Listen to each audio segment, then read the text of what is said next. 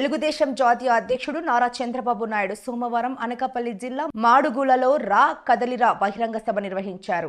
ఈ సభకు టీడీపీ, జనసేన నేతలు, కార్యకర్తలు, అభిమానులు పెద్ద ఎత్తున హాజరయ్యారు. ఈ సందర్భంగా చంద్రబాబు మాట్లాడుతూ 64 రోజుల్లో టీడీపీ, జనసేన ప్రభుత్వం రాబోతుందని, ఈ ఎన్నికలు ఏపీ ప్రజల భవిష్యత్తు కోసమని, ఎన్నికల్లో రాష్ట్రం ప్రజలు గెలవాలని చంద్రబాబు ఆకాంక్షించారు.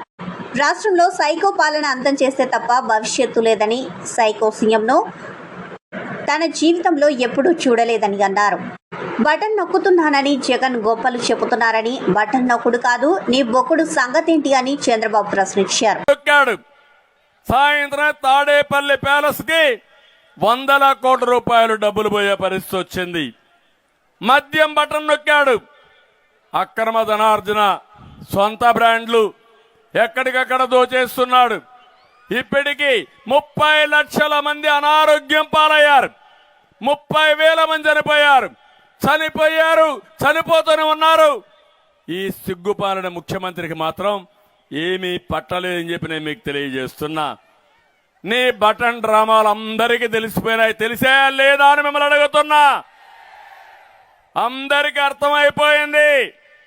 రేపు ప్రజలంతా ఒకటే బటన్ నొక్కుతారు ఎలక్షన్లో. ఆ బటన్ తో జగన్మోహన్ రెడ్డి ఎక్కడికి పోతారు తమ్ముళ్ళు? ఆ పార్టీ ఎక్కడికి పోతుంది తమ్ముళ్ళు?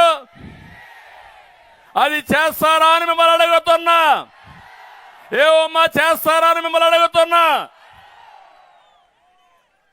ఒక్కసారి మీరు ఆలోచించండి. జగన్ ధనదాహంతో ఉత్తరాంధ్ర మొత్తం ఊడ్చేశాడు. కొండలన్నీ ఆనకొండల్లాగా మింగేశారు.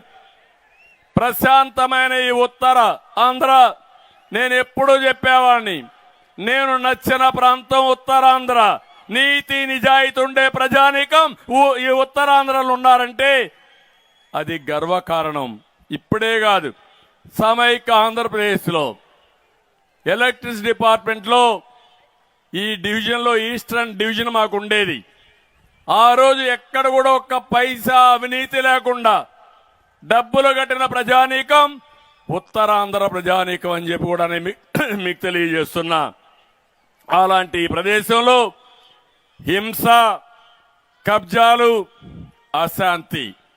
రిషికొండ, మీరు విశాఖపట్నం వెళ్తా ఉంటారు.